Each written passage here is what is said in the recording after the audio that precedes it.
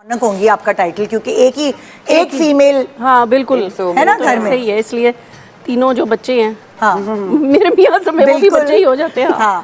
तो मेरे इर्द गिर्द घूम रहे होते हैं। लेकिन मुझे वैसे फैमिली में ना दूसरों की बुराइयों को पे पर्दा डालने का मुझे वो टाइटल दिया गया, टाइटल दिया गया। ये वो नहीं, तो बहुत अच्छा टाइटल, मतलब लड़ाइयों को खत्म करने का। अच्छा वो रेफरी।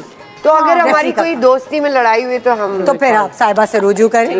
नादिया, आपका क्या टाइटल है घर में? मैं तो यार वो बदनसीब मैनेजर हूँ जिसको तनख्वाह भी नहीं मिलती। ये मेरा वर्ड था, अब नादिया ने ले लिया मैनेजर। मैं मैनेजर, लेकिन मैं बहुत सारे लोगों को मैनेज करती हूँ। मेरे फोन पे अगर आप देखेंगे तो 6 अलार्म्स लगे होते हैं डेली। अच्छा, 6 मिनिमम। हाँ। सुबह 6 बजे से वो शुरू होता है और वो रात 10:30 बजे जो लास्ट अलार्म होता है वो मेरा 10:30 का होता है। ओहो।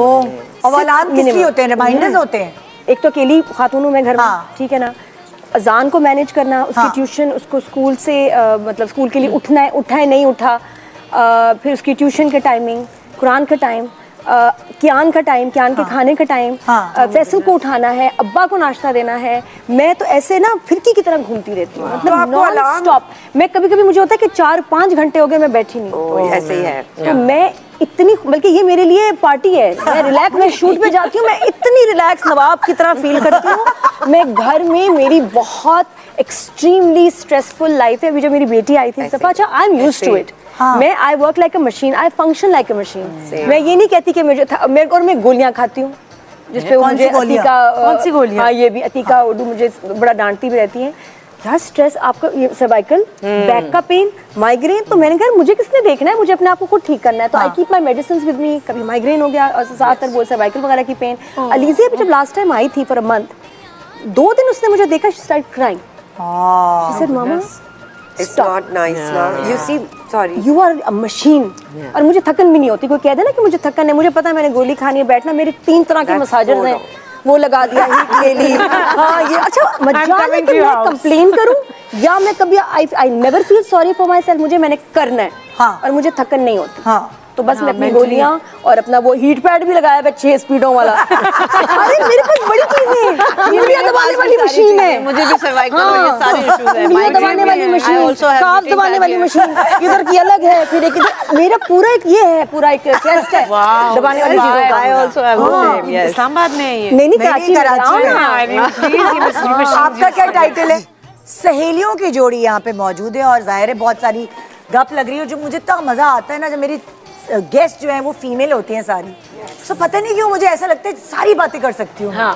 भूल जाती हूँ टीवी पे बैठी हुई। मेकअप रूम में क्या नाम था उस शो का? Bollywood top 10 box office. Yes box, film based show था। उसकी वजह से मैं तो इनके साथ इतना टाइम गुजारती थी। क्या हो रहा है स्टूडियो से, एवर रेडी, एवर न्यू, बिल्कुल। और क्या था, बारी स्टूडियोज शूट हो रही होती थी। और नादिया भी बहुत स्किनी और मैं भी बहुत स्किनी। हाँ।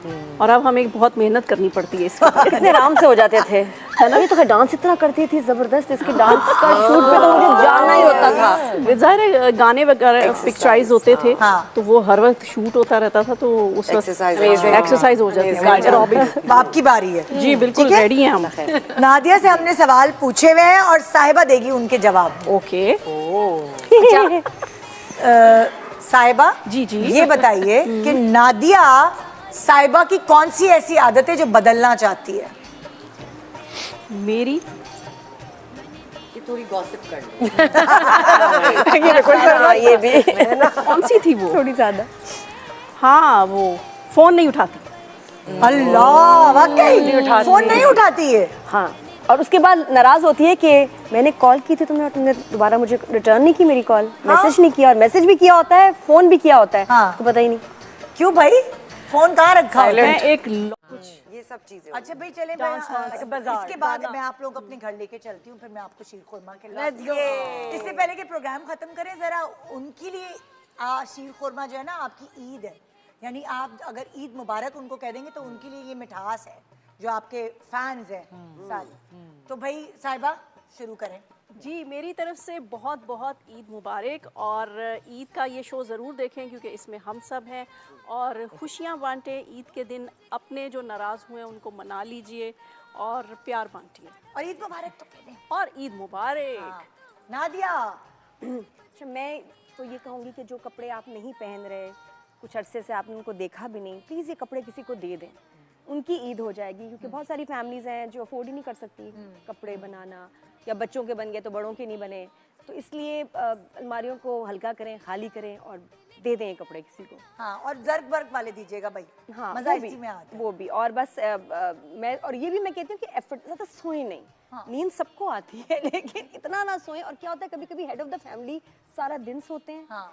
बीवी की भी ईद खराब, बच्चों की भी ईद खराब, कहीं नहीं आप जा सकते क्योंकि पापा सो रहे हैं, हाँ। वो ईद खराब हो जाती है। तो प्लीज आप इन दिनों में अपनी नींद को कंट्रोल करें, पहले पापा सो को ज़्यादा से लें ज़्यादा या शीर कॉफी खुरमा पी के अपने खिलाएं। आप को जगाएं। मुझे लगता है इतना सेल्फिश बिहेवियर है जिसमें हम, आई नो फैमिलीज के कहीं तैयार होके बैठे हैं क्योंकि पापा उठेंगे, पापा उठे रात को 8 बजे, पापा के बगैर निकल उससे पहले ईद ही नहीं हो रही, कहीं जा ही नहीं सकते ना फैमिली ज्वाइन कर लेंगे। तो प्लीज ये बड़ों को जो है ना, ये जो आपने गशी वाली आपकी नींद है ना, ईद के बाद कर लें या पहले कर लें, ईद वाले दिन अपनी फैमिली के लिए जाग जाएं, make the day special for them, that is very important. बड़े ही माहौल बनाते हैं, वरना बड़ी बोरिंग हो जाती है हाँ। अगर बड़े मैं ही तो सो घर रहे में हो, मॉर्निंग से शुरू कर देती हूँ। हाँ नहीं, बड़े Games रखे सो रहे हो या मूड खराब हो, लड़े में हो, उससे नहीं मिलना, ये नहीं, ईद खराब हो जाती है। और बच्चों की फिर वो मेमोरी में रहती है कि ईद क्या है, ईद एक दिन है जिसमें बड़े सोते हैं सड़े हुए पापा। होते हैं या सोते रहते हैं, फिर वो भी साइकिल रिपीट होगी। तो make an effort, don't sleep, enjoy, go out, अपने मतलब एफर्ट करें, बच्चों के लिए स्पेशल बनाएं। वो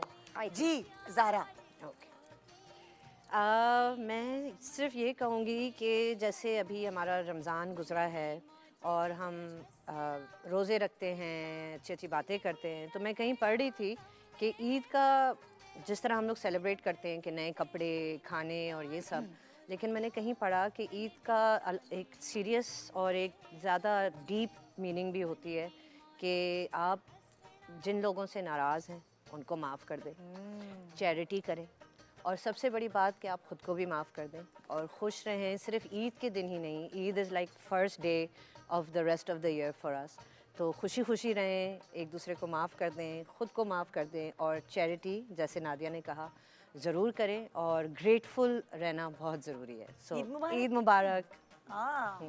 I love that. I mean, मतलब celebration is great, and I love what Nadia also said. मैं भी यही सोच रही थी कि effort करें, निकलें, spend time with your family. वो अब नहीं मिलता time. You know, everybody is so busy. So Eid is a time जब आप बिल्कुल effort डालें अपनी families के साथ, with your friends, meet everybody, forgive everyone.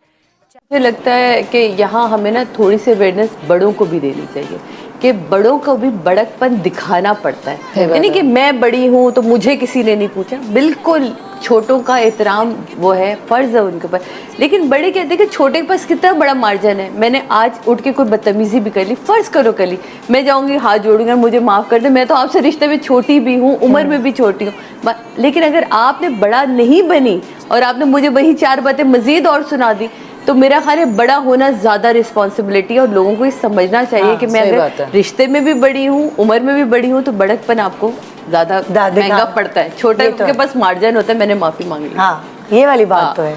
तो आइए ज़रा सुनते हैं इनसे कि भाई इनको किस चीज़ में सराहा गया अपने ससुराल में, और कहीं और सराहा जाए या नहीं सराहा जाए, लेकिन जो ससुराल में एक तारीफ़ आपकी 4 लोगों के सामने बैठ के अगर सास कह देती है ना, तो बस ऐसा होता है कि जो अम्मी ने तरबियत पाल पोस के बड़ा किया है वो वसूल होगी। सही बात है। चलिए, भी पहली स्लाइड किसकी है? हाँ, खाना बनाना तो अपनी अम्मी से ही सीखा आपने। खाना बनाना मैंने अपनी अम्मी से सीखा, और मुझे लगता है कि मेरी फैमिली वाले भी कहते हैं कि जो अम्मा के हाथ का टेस्ट था वही हाथ मेरे ये जेनेटिक होता है, ये जीन्स में आ जाता है। किसी में आता है, हर एक में नहीं आता। हालांकि मेरी और भी बहनें हैं, लेकिन उनके हाथ में वो इतना टेस्ट नहीं है जितना जो आपने पिक मैं कुछ भी बना लूं। तभी तो सुबह कहते हैं मियाँ के लिए पका के आती है।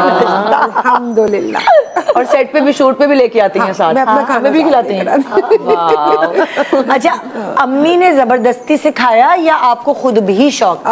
स्टार्टिंग में अम्मा ने जबरदस्ती सिखाया था, क्योंकि उनको होता था। अच्छा, क्या तरीका था जबरदस्ती सिखाने का, जरा हमें थोड़ी टिप्स दें। जैसे उन्होंने गोश्त वोश्त निकाल के बाहर रखा है, तो हमने उनको वॉच किया कि जी वो कैसे मसाले डालती हैं क्या, तो वो कहती थी गोश्त चढ़ा दो। अच्छा, उन्होंने बस। खुद मसाले मिलाए, नहीं, आप लोगों को उधर खड़ा पहले रखा। जब वो डालती थी हम लोग खड़े होकर देखते थे। हाँ। उसके बाद वो कहती थी, फिर वो हट जाती थी, वो कहती थी कि इसमें बस तुम लोग गोश्त चढ़ा दो, बाकी मैं आके खुद कर लूंगी। ओके। फिर वो हम लोग जाके अपने हिसाब से कभी नमक कम हो जाता था लेकिन वो बैलेंस कर लेती थी। लेकिन उस वक्त उनको बताया था कि तुम चढ़ा दो, मैं आके फिर उसको थोड़ा देख लूंगी। कॉन्फिडेंस आपको इस तरह दिया, सर पे पका खड़े ले होके रही हूँ, नहीं, हाँ तुम लोग कर देना जरा, मैं आ रही हूँ अभी। तो ओके। उससे फिर आपका कॉन्फिडेंस बिल्टअप हो गया। थोड़े डिशेस अम्मा को खराब करवानी पड़ती हैं, एक दो दफा obviously होती है। हाँ। अब जैसे अम्मा मेरी कज़न वो रोटी बनाती थी तो एक पेड़ा हमारे लिए छोड़ देती थी। अच्छा। कि चलो अपनी रोटी बनाओ। उस वक्त मौत पड़ती थी। उस वक्त मौत पड़ती कि सबकी रोटियां बना ली। यार हम लोग इतने सुतेले हैं कि हमारे लिए रोटी नहीं बनी। तो वो कहती थी कि नहीं तुम सीखो, कि एक पेड़ा वो अलग से जो रखती थी, वो कहती थी बनाओ अपनी रोटी और खुद खाओ। और हम लोगों ने सीख ली। कोई इतना बड़ा वैसे रोटी में ना हमारे अब्बा ने ये रखा था कि सादिया बनाएगी तो मैं खाऊंगा, आलिया बनाएगी तो मैं खाऊंगा। अच्छा। अल्लाह शुरू से जला जला के पापा को रोटियां खिलाएं, गुस्सा चढ़ता था, मतलब क्यों बनाऊं मैं, मुझे नहीं बनानी भाई, रात के बर्तन भी मैंने धोने, अब रोटी भी मैं बनाऊं। लेकिन बाद में पता चला वो तो तरबियत का एक हिस्सा था। बिल्कुल, वो बस